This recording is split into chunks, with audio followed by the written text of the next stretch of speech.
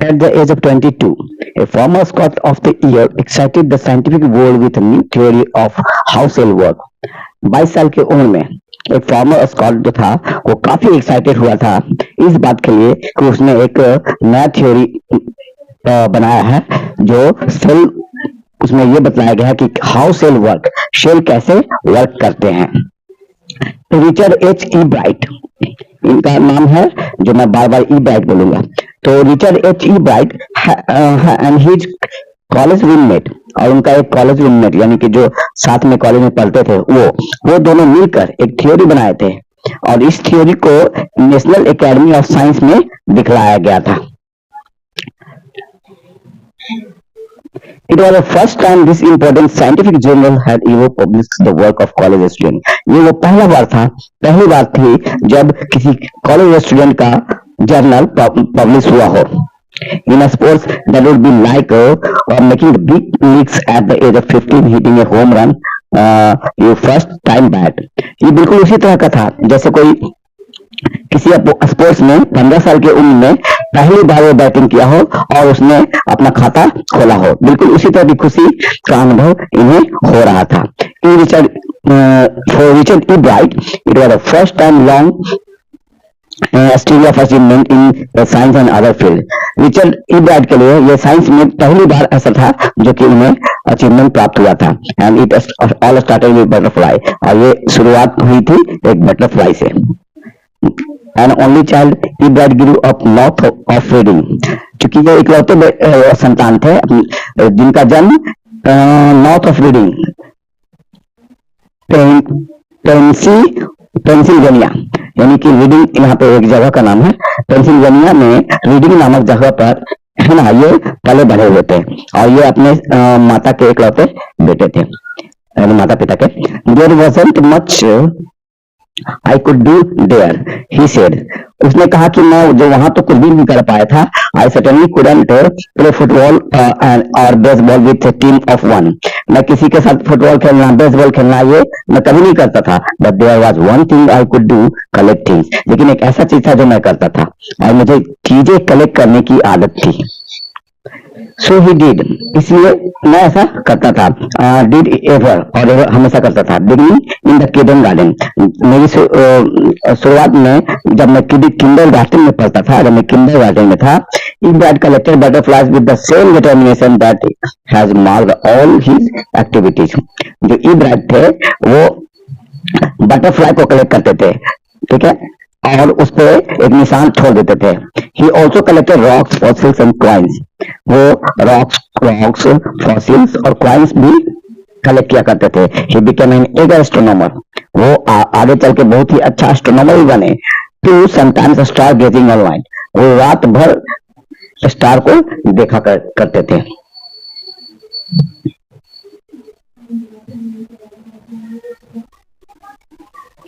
From the first day, he had driving curiosity along with a bright mind.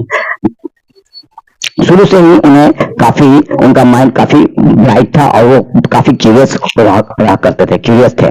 He had also a mother who encouraged his interest in learning. उसकी एक माँ थी जो हमेशा उन्हें encourage किया करती थी किसी भी चीज को सीखने में। So she took him on trips, bought him telescope, microscope, cameras, mounting materials and other equipment and helped him in many ways. उनकी माँ उनके लिए telescope, microscope, cameras, mounting materials और जितने भी इम्पोर्टेंट जो जरूरत की चीजें थी उनके लिए वो खरीद कर ला देती थी। I was his only companion until he started school, his mother said. उनकी माँ कहती है कि मैं ही एक ऐसा इकलौता उनका उसका सहयोगी था या साथी था, उसके दोस्त की तरह काम करता था। After that I would bring home friends for him. और उसके बाद मैं उसके लिए बहुत सारे दोस्तों भी लाया करता था, यानी उनके दोस्त भी बनवाया करता था। But at night we just did things together. रात में हम लोग एक साथ बैठकर कोई भी काम किया करते थे, ये उनकी माँ कहती है। Richie was my whole life after his father died when Richie was in 3rd grade. यहाँ पे रिची कहा जा रहा है, मतलब ई ब्राइट जो है राइटर जो है उनका नाम रिची है, बचपन का नाम, तो बचपन का नाम रिची है। उनकी माँ कहती है कि रिची के पिता की मृत्यु हो जाने के बाद वो बिल्कुल मेरे लिए मेरा पूरा जीवन वही था, क्योंकि उसके अलावा मेरे लिए और मेरा और कोई नहीं था। उनके पिताजी का देहांत हो चुका था जब वो थर्ड ग्रेड में थे, यानी तीसरी क्लास में जब पढ़ते थे, तो उनके पिताजी की उनके पिताजी का देहांत हो गया था। तो उसके अलावा मेरा और कोई नहीं था। रिची की माँ कहती है, यानी इब्राहिम की माँ कहती है, she and her son spend almost every evening at the dinner the dining room table. वो और मैं हमेशा ज्यादातर अपना समय डाइनिंग टेबल पे बिताया करता था, ठीक है। If he didn't have things to do, I found work for him, not physical work but learning things. यदि उसके पास कोई काम नहीं होता था तो मैं उसे काम दिया करता था, लेकिन ये काम फिजिकल नहीं होता था, ये लर्निंग थिंग्स होता था, मतलब ऐसा काम देता था जो सीखने की चीज हो। हिज मदर सेड, उसकी माँ कहती थी, he liked it, he wanted to learn, और वो इसे पसंद करता था, वो सीखना चाहता था। And learn he did, और वो सीख भी जाता था। He earned top grades in school. Everyday things he was just like every other kid. वो स्कूल में हमेशा टॉप ग्रेड लाता था। वो हर दिन बिल्कुल उसी तरह से व्यवहार करता था स्कूल में जैसे दूसरे किड का व्यवहार हो। हिज मदर से, उसकी माँ कहती है, by the time he was in second grade, जब वो सेकंड ग्रेड में गया, दूसरी कक्षा में गया, bright had collected all 25 butterflies found around him Tom. जो उसके टाउन में जितने बटरफ्लाइज थे उनमें से कम 25 अलग तरह के 25 अलग तरह के बटरफ्लाई उन्होंने कलेक्ट किया था, और ये यहाँ पे सबका नाम दिया हुआ, 25 बटरफ्लाई का नाम दिया हुआ है। फिर है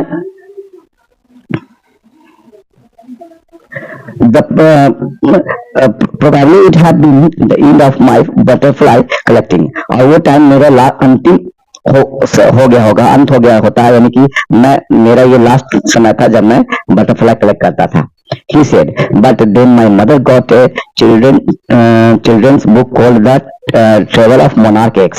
लेकिन उस समय मेरी माँ अगर मुझे एक चिल्ड्रन का बुक जिसका नाम था ट्रेवल ऑफ मोनार्क एक्स, अगर travel of Monarch x books मुझे ना दी होती तो मैं शायद ही ये तितलियों का खेल लास्ट मेरा हो गया होता, उसके बाद शायद मैं ये सब कुछ छोड़ दिया होता है। लेकिन जब मेरी माँ ने मुझे the travel of Monarch X किताब दी, तब मेरा आगे का सफर शुरू हुआ।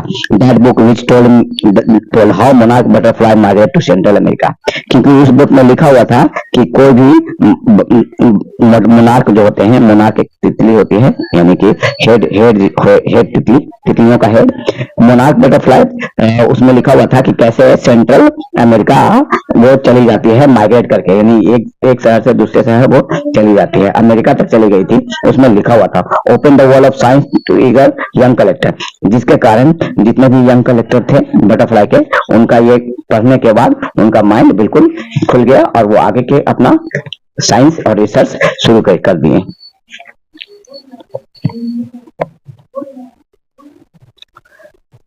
At the end of the book, readers were invited to help study butterfly migration। और उसके बाद ये बुक के अंत में ये भी लिखा हुआ था कि हर कोई व्यक्ति बटरफ्लाई का अगर माइग्रेशन के बारे में पढ़ना चाहते हो, ठीक है, तो वो उनकी हेल्प कर सकता है। They were asked to tag butterfly for research। उन्हें इस बुक में ये बताया गया है कि जितने भी कलेक्टर्स होते हैं उन्हें बटरफ्लाई को कलेक्ट करके उन्हें टैग करना चाहिए। टैग का मतलब उनके पंख पर कोई निशान लगा देना चाहिए ताकि उनका पता चले कि वो माइग्रेशन होकर एक जगह से दूसरी जगह का है, कौन सा बटरफ्लाई किस शहर का है, ठीक है, कहाँ का, किस देश का है। For research by doctor Frederick और ये कौन सा रिसर्च बुक में जो इसके जो हेड थे, जो रिसर्चर थे, उसका नाम था डॉक्टर फ्रेडरिक ए। डॉक्टर फ्रेडरिक ए लास्ट में सभी कलेक्टर्स को ये कहते हैं कि उन्हें अवश्य ही क्या करना चाहिए, बटरफ्लाइज को कलेक्ट करना चाहिए और उन्हें टैग करना चाहिए। टैग मतलब उनके बॉडी पर कुछ ना कुछ निशान दे देना चाहिए। यूक हार्ट ऑफ यूनिवर्सिटी टोरंटो, एक प्रोफेसर थे यूक हार्ट, ठीक है, या रिसर्चर बोलो, यूक हार्ट थे, वो टोरंटो के यूनिवर्सिटी के थे, ठीक है, कनाडा के थे। कौन? डॉक्टर फ्रेडरिक ए। ये फ्रेडरिक ए जो थे वो जो थे वो टोरंटो कनाडा, ठीक है, के यूक हार्ट यूनिवर्सिटी में के रिसर्चर थे और उन्होंने ही ये बुक के माध्यम से सबको बोल रखा था, इन्हें बताया था कि हमें बटरफ्लाइज को कलेक्ट करके उन्हें टैग करना चाहिए। Ebright's mother wrote to doctor Urquhart, तो डॉक्टर इब्राइट की जो माँ थी उसने डॉक्टर यूक हार्ट को एक पत्र लिखा।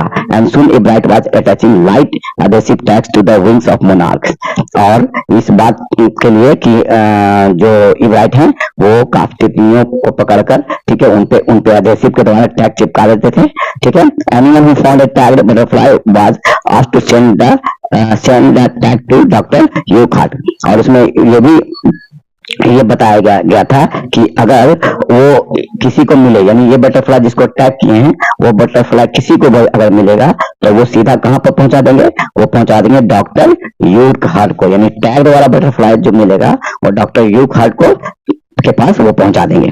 The butterfly collecting season within last 6 weeks in the last late summer, butterfly collecting season जो था, ठीक है, वो 6 वीक तक चला था, ठीक है।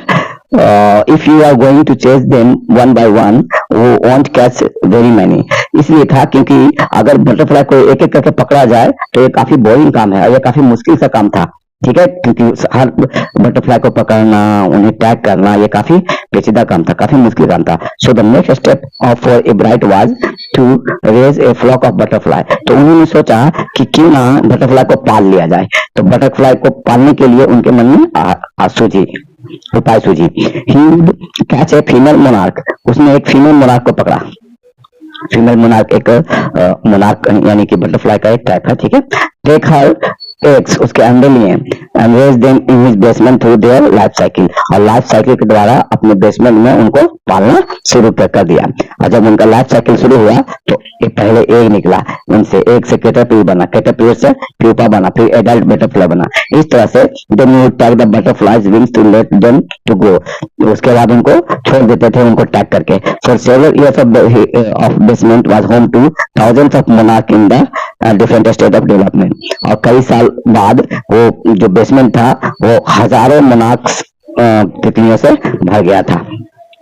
Eventually I began to lose interest in tagging butterfly, अब धीरे धीरे मैं अपना इंटरेस्ट खोने लगा, यानी कि मुझे इसमें इंटरेस्ट नहीं रहा बटरफ्लाई को टैग करने में। It's tedious and there is not much feedback, बहुत उबाऊ काम था और ज्यादा फीडबैक भी नहीं मिला था। इब्राइट सेड, इब्राइट ऐसा कहते थे, in all times I did it, जब मैं पूरे काम करने के बाद भी ही लाफ्ड, वो हंसते हैं और बोलते हैं, only 2 butterfly I had tagged were recaptured, सिर्फ 2 ही बटरफ्लाई ऐसे थे जिसे उन्होंने टैग किया था और वो दोबारा पकड़कर उनके पास वापस आया था। And they were not more than 75 miles from where he lived, लेकिन वो 75 माइल से ज्यादा दूर तक ही नहीं जा पाए थे, उतने ही दूर में वो उसे पकड़ लिया गया था, यानी माइग्रेशन ज्यादा दूर तक इसका नहीं हो पाया था। इस तरह से हम लोग जानते हैं। आगे बढ़ते हैं। Then in the 7th grade he got a hint of what real science is when he entered a county science fair. जब वो 7th grade में थे तो उन्होंने एक county science fair में पार्टिसिपेट किया था, लेकिन वहां वो हार गए थे। It was really a sad feeling to sit there and not get anything while everybody else had won something. मतलब यहाँ पे आने के बाद अगर आप कुछ नहीं जीतते हैं तो ये बिल्कुल ही दुखद घटना थी, क्योंकि हर लोग कुछ ना कुछ जीत ही रहे थे। He said his entry was slides of frog tissue. उनका एंट्री फ्रॉग टिश्यू यानी कि एक टिश्यू फ्रॉग होता है, फ्रॉग के टिश्यू पे वो रिसर्च कर रहे थे, वही वो शो कर रहे थे अंडर द माइक्रोस्कोप। माइक्रोस्कोप के अंदर वो दिखाए थे कि कैसे फ्रॉग का टिश्यू होता है। He realized the winners had tried to do real experiment, not simply make a neat display. लेकिन उन्हें महसूस हुआ कि जितने भी विनर थे वो एक्सपेरिमेंट कर रहे थे, जबकि ये क्या किए थे, ये सिर्फ डिस्प्ले किए थे, यानी ये दिखला रहे थे, बाकी लोग एक्सपेरिमेंट कर रहे थे। इन्हें ऐसा लगा कि दिखलाने से ज्यादा अच्छा एक्सपेरिमेंट करना होता है, इसी कारण से सबको प्राइज मिल रहा है। Already the competitive spirit that's Richard Ebright was appearing, I knew that for the next year's fair I would have to do a real experiment. तो उसी समय उन्होंने ठान लिया था कि अगले साल वो ऐसा रिसर्च करेंगे जिसमें वो रियल एक्सपेरिमेंट करेंगे, रियल एक्सपेरिमेंट जिसके कारण सबको प्राइज मिला था और इन्हें विश्वास था कि अगले साल इन्हें भी प्राइज मिलेगा। He said the subject I knew most about was the insect work had been doing in the past several years. वो बोलते हैं कि उनका सब्जेक्ट ये था, मतलब वो इस बात पर रिसर्च कर रहे थे कि कोई भी इंसेक्ट जो है ना वो क्या कर रहे हैं doing in past several years से, ठीक है। वो मतलब रिसर्च कर रहे थे इंसेक्ट पे कि कोई इंसेक्ट क्या करता है अपने पूरे लाइफ में। So he wrote doctor Urquhart for ideas, तो उन्होंने डॉक्टर यूकहार्ट को फिर से पत्र लिखा कि इसके बारे में कुछ आइडिया दें। The back can a stack of suggestion for experiment, और बाद में यूकहार्ट की तरफ से हजारों यानी बहुत सारे सजेशन आए कि आप ऐसा ऐसा एक्सपेरिमेंट करो। Those kept Ebright busy all through his school, और इसी एक्सपेरिमेंट के कारण वो एब्राइट जो थे स्कूल में हमेशा बिजी रहा करते थे और लेड टू प्राइज प्रोजेक्ट्स, और उन्हें प्राइज भी काफी मिला था इंटरनेशनल साइंस फेयर में। For his 8th grade project, Ebright tried to find a cause of viral disease that kills nearly all monarch caterpillars every few years. और जब वो 8th क्लास में थे तो उन्होंने देखा कि जो मोनार्क कैटरपिलर्स होते हैं वो क्या होते हैं, उन्हें किसी बीमारी के कारण वो मर जा रहे हैं, तो इस पे वो रिसर्च करना शुरू किए। Ebright thought the disease might be carried by a beetle, Ebright को पहले लगा कि ये डिजीज बीटल के कारण है, बीटल एक छोटा सा कीड़ा होता है, ठीक है। He tried raising caterpillars in the presence of beetles, तो उन्होंने बीटल के सामने ही कैटरपिलर को पालना शुरू कर दिए। I didn't get any real result, लेकिन इससे कोई फायदा नहीं हुआ। He said but I went ahead and solve that I had tried the experiment this time I won, लेकिन उन्होंने ये एक्सपेरिमेंट करके दिखाया था, ये सिर्फ शो नहीं किया थे, जबकि इसमें एक्सपेरिमेंट करके दिखाए थे कि कैसे बीटल जो है वो बटरफ्लाई को खा जाता है या उसे उसके कारण उसे बीमारी हो जाती है, लेकिन ऐसा कुछ भी नहीं हुआ था। लेकिन फिर भी ये इस बार जीत गए थे क्योंकि इन्होंने इस बार एक्सपेरिमेंट किया था, ठीक है, डेमोन्स्ट्रेट ना करके, मतलब इन्होंने एक्सपेरिमेंट किया था, इस कारण से ये इस बार प्राइज जीत गए थे। The next year his science fair project was testing the theory that the viceroy butterflies copy monarch, और अगले साल उन्होंने देखा कि वाइसराय बटरफ्लाई यानी कि एक मोनार्क बटरफ्लाई है, एक वाइसराय बटरफ्लाई है, जो वाइसराय बटरफ्लाई है वो मोनार्क बटरफ्लाई का कॉपी करते हैं। अब ऐसा क्यों करते हैं? The theory was that viceroy looks like monarch because monarchs doesn't taste good to bird, ऐसा इसलिए करते थे शायद वाइसराय बटरफ्लाई मोनार्क बटरफ्लाई की कॉपी इसलिए किया करते थे क्योंकि एक बर्ड थी, वो बर्ड है, बर्ड को वाइसराय बटरफ्लाई काफी पसंद था, मोनार्क बटरफ्लाई नहीं पसंद था, इसीलिए जो वाइसराय बटरफ्लाई है वो मोनार्क बटरफ्लाई की कॉपी किया करते थे ताकि वो इस कारण से किसी बर्ड का शिकार ना हो सके, कोई पक्षी उसे खा ना सके। monarch because monarch don't get to bird. Viceroy on the other hand do the taste good to the bird. Viceroy जो होते हैं वो viceroy butterfly वो तितलियों को काफी पसंद होता है. So the more they look like monarchs, the less likely they are to become the bird's dinner. इसलिए वो जितना ज्यादा कॉपी मोनार्क का करते थे उतना ही ज्यादा वो उनसे अपने आप को बचा सकते थे, पक्षियों से बचा सकते थे. Ebright's project was to see whether in fact birds would eat monarchs. इब्राइट्स का जो प्रोजेक्ट था, ठीक है, उसमें ये देखना था कि बर्ड्स जो है वो मोनार्क को खाते हैं, यानी कि यहाँ पे इनका ध्यान मोनार्क पे था, लेकिन बर्ड्स क्या खाते थे? वाइसराय को खाते थे, लेकिन इनका ध्यान कहाँ था कि बर्ड्स जो होते हैं वो मोनार्क को खाते हैं. He found that a starling, एक पक्षी का नाम है स्टार्लिंग, ठीक, ये starling would not eat ordinary bird food.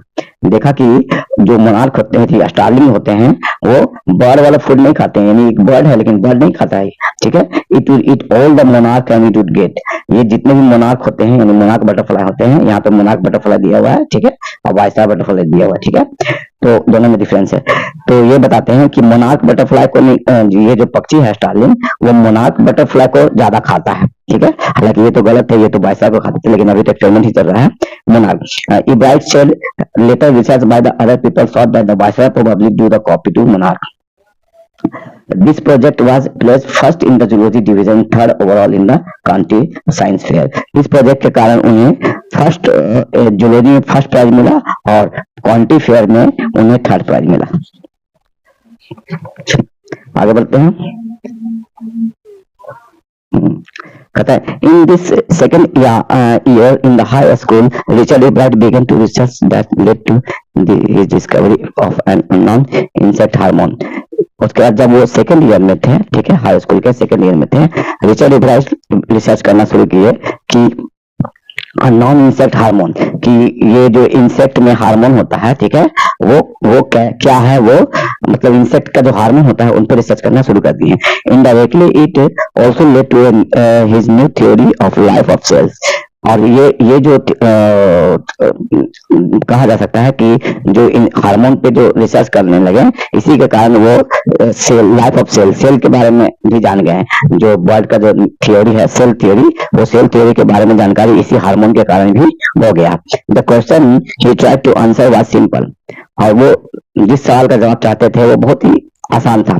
What is the purpose of 12 tiny gold spots on monarch pupa. उन्होंने देखा कि मोनार्क प्यूपा पे ये 20 तरह के 20 टीनी गोल्ड स्पॉट यानी कि सुनहला धब्बा या दाग क्यों होता है, यहाँ पे देख सकते हैं आप, ये है, ठीक है, दाग या धब्बा क्यों होता है, इसी पे ये रिसर्च करने लगे। Everyone assumes the sports were just ornamental। सबका कहना था कि ये ornamental था। इब्राइट भी यही बात बोले कि ये सिर्फ जाने के लिए है। बट डॉक्टर यूकहार्ट डिडंट बिलीव, लेकिन जो डॉक्टर यूकहार्ट कनाडा के थे उन्हें विश्वास नहीं हुआ कि ये सिर्फ सुंदरता के लिए है। जो तितलियों पर जो धब्बे होते हैं वो सुंदरता के लिए नहीं होते हैं। डॉक्टर यूकहार्ट का ऐसा मानना था। To find the answer Ebright and another excellent science student first had to build a device that sought that the spots were producing a hormone necessary for the butterflies full development. उसके बाद Ebright जो थे और उनके साथ कुछ scientist जो थे, साइंस स्टूडेंट थे, उन्होंने एक ऐसा डिवाइस बना दिया जिससे ये पता चल गया कि इनके बॉडी से जो स्पॉट है, ठीक है, गोल्ड स्पॉट, वो एक प्रोड्यूस करता है हार्मोन, ठीक है, वो हार्मोन प्रोड्यूस करता है जिससे हार्मोन के कारण वो बटरफ्लाई बड़ा होते हैं, डेवलप करते हैं। दिस प्रोजेक्ट वोन a bright first place in the county fair. इस प्रोजेक्ट के कारण उन्हें काउंटी फेयर में पहली बार फर्स्ट प्राइज मिला था and entry into the international science and engineering fair. और इसी के कारण अब उनका अगला एंट्री मिल गया international science and engineering fair में।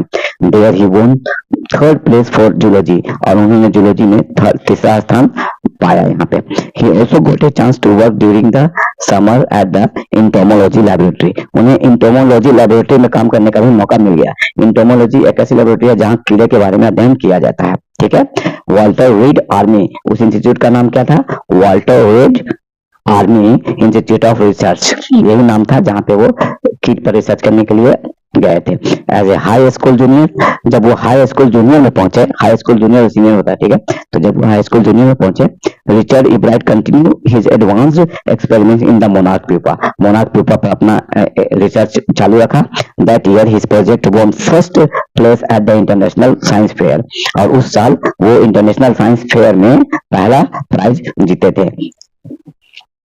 and gave him another chance to work in the army laboratory during the summer, और उन्हें दोबारा आर्मी लेबोरेटरी में काम करने का मौका मिल गया। इन सीनियर ईयर, जब वो सीनियर ईयर में पहुंचे यानी दूसरे साल, he went a step further, he grew cells from a monarch's wings। अब वो थोड़ा सा आगे अपना काम बढ़ाना शुरू कर दिए। सबसे पहले उन्होंने मोनार्क के जो पंख होते हैं उनसे कुछ सेल बनाए, ठीक है, सेल का निर्माण किए। In culture and sought that the cell would divide and develop into a normal butterfly, और ये बोले कि ये सेल से बटरफ्लाई बनाया जा सकता है, यानी कि उनके द्वारा जो बॉडी से जो सेल निकाला गया उस सेल से बटरफ्लाई बनाया जा सकता है, ऐसा उन्होंने प्रोजेक्ट शो किया। If they were fed the hormone from the gold spots, लेकिन वो कब बनेगा, जब उन्हें उनके गोल्ड स्पॉट से जो हार्मोन निकलता है वो अगर उन्हें दे दिया जाए, ठीक है, यानी कि ये जो गोल्ड स्पॉट थे उनसे जो हार्मोन निकलते थे वही हार्मोन को अगर सेल पर रख दिया जाता था तो सेल से बटरफ्लाई, नया बटरफ्लाई उत्पन्न होता था। The project one first place for the zoology eight the international fair, और इसके कारण फिर से उन्होंने पहला प्राइज जूलॉजी इंटरनेशनल फेयर में जूलॉजी में पहला प्राइज उनको मिला।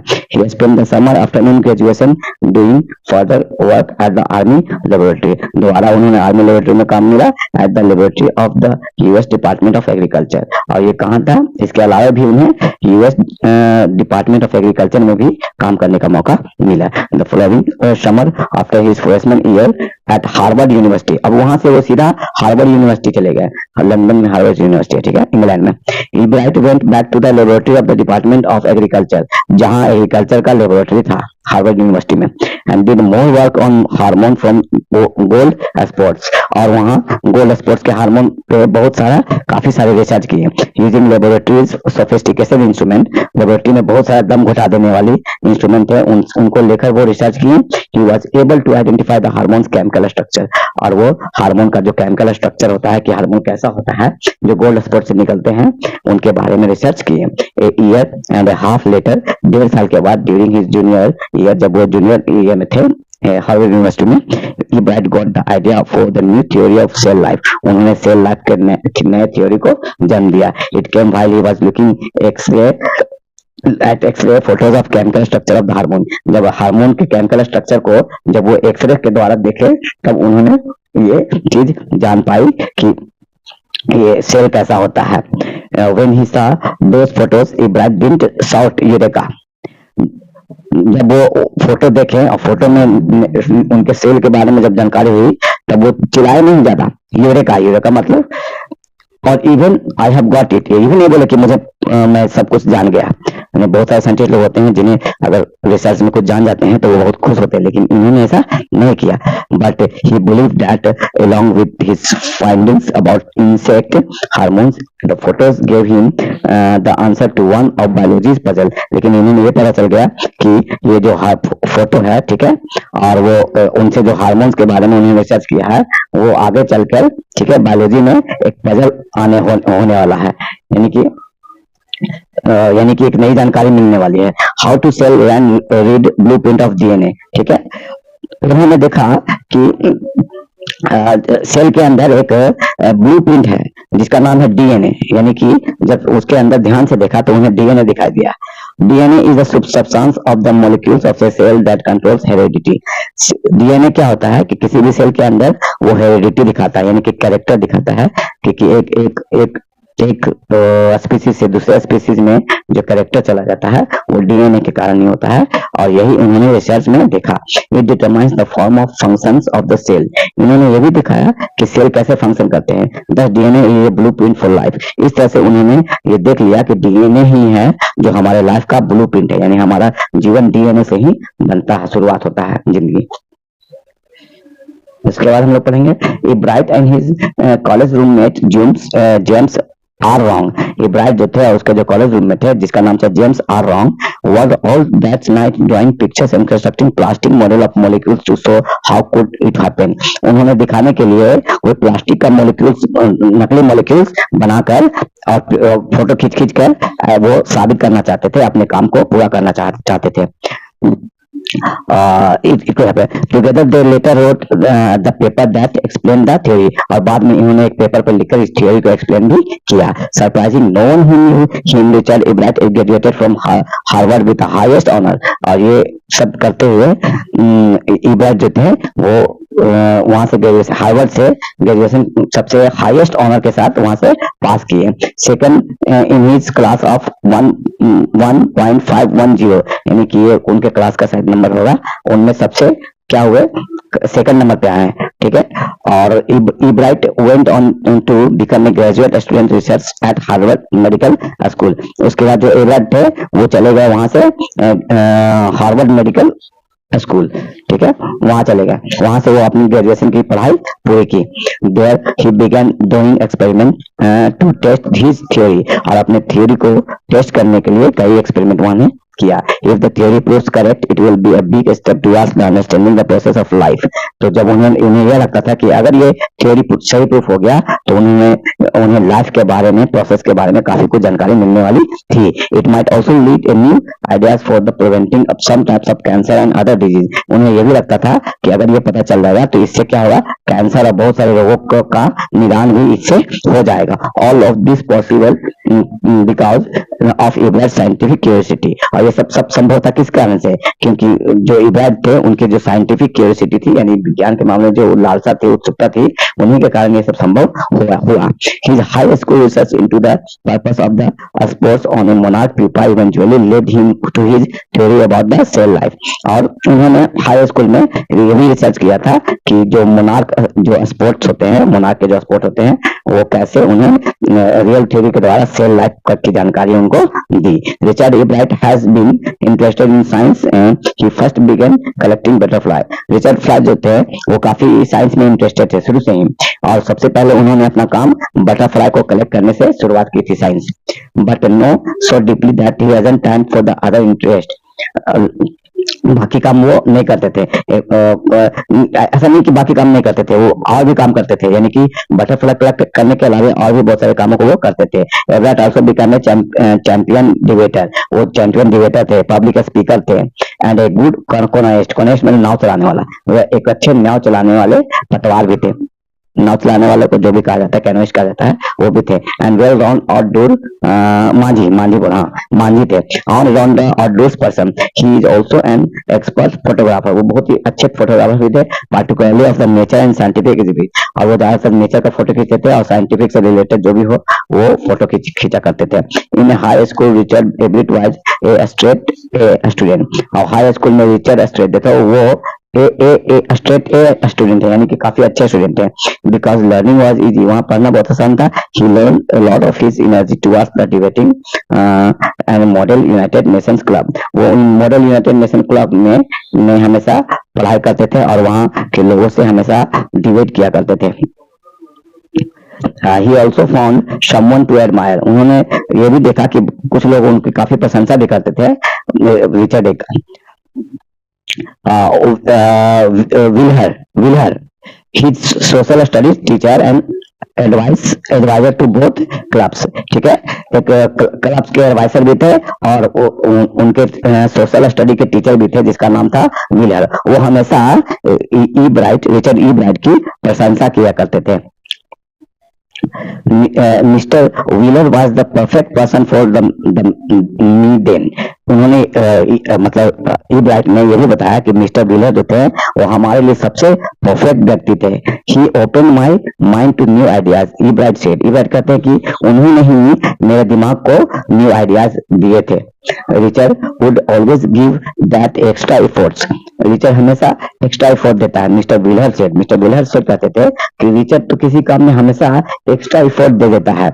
What pleased me was this person who put in 3 or 4 hours at the night doing debate research beside doing all his research with butterflies and his other interest। उन्होंने ये भी कहा कि रिचर्ड ए ब्राइट जो है वो 3 से 4 घंटे तक अपना रात में डिबेट करते हैं और वो अपनी बटरफ्लाई के साथ एक्सपेरिमेंट भी कर लेते हैं, यानी कि वो अपना बटरफ्लाई का काम भी करते हैं, बाकी का मेरा जो होमवर्क है वो भी कर लेते हैं, यानी कि सारा काम वो कर लेते हैं। Richard was competitive. रिचर्ड बहुत कॉम्पिटिटिव था। मिस्टर व्हीलर कंटिन्यूड, ये भी बोलते हैं कि रिचर्ड काफी कंटिन्यू मतलब वो काफी कॉम्पिटिटिव है, but not in a bad sense. लेकिन ऐसा नहीं कि बुरे सेंस में, मतलब ये नहीं कि वो आगे दूसरे को पीछा करके पछाड़ कर आगे बढ़ना चाहते हैं, वो अपनी मेहनत से आगे बढ़ना चाहते हैं। He explained Richard wasn't interested in winning for the winning sake of winning to get a prize। वो ये भी कहते हैं कि इब्राहिम जो है वो जीतने के लिए ऐसा रिसर्च नहीं करते हैं, यानी जीतने के लिए कुछ भी नहीं करते हैं। Rather he was winning because he wanted to the best job could। कि वो इसलिए जीतते हैं क्योंकि वो बहुत ही अच्छे ढंग से अपने काम को करते थे, इसलिए वो जीत भी जाते थे। For the right reason he wants to be the best। इसी कारण से वो मेरा सबसे रिचर्ड इब्राहिम जो है वो मेरा सबसे बेस्ट स्टूडेंट है। And that is one of the ingredients in the making of scientist. और साइंटिस्ट एक यही खूबी है जो एक साइंटिस्ट बनने में मदद करती है। जो इब्राहिम के अंदर जो खूबी थी वही खूबी किसी को साइंटिस्ट बनाने में मदद करती है। Start with the first rate mind, curiosity and mix all to win the for the right reason। किसी भी काम को मन से शुरू करना, ठीक है, उससे लालसा के साथ उत्साह के साथ करते रहना और उसमें जीत की उम्मीद डाल देना, ये सब चीज जो होता है वो किसी की चीज को आगे बढ़ाता है। Ibrahim has this qualities. Ibrahim में ये क्वालिटीज थी from the time the book the travel of Monarch x. कब से, जब उन्होंने, उनकी माँ ने उन्हें the travel of monal x की किताबें दी थी, तब से open the world of science for him, उनकी, उनका जो ध्यान है वो साइंस की तरफ खुल गया, बढ़ गया। Richard Ebright was never lost his scientific curiosity, उसके बाद से वो कभी भी अपना साइंटिफिक क्यूरियोसिटी को खत्म नहीं होने दिया। इस तरह से इसका रॉबर्ट डब्ल्यू पैटरसन इनके राइटर हैं, और ये कहानी समाप्त हुई।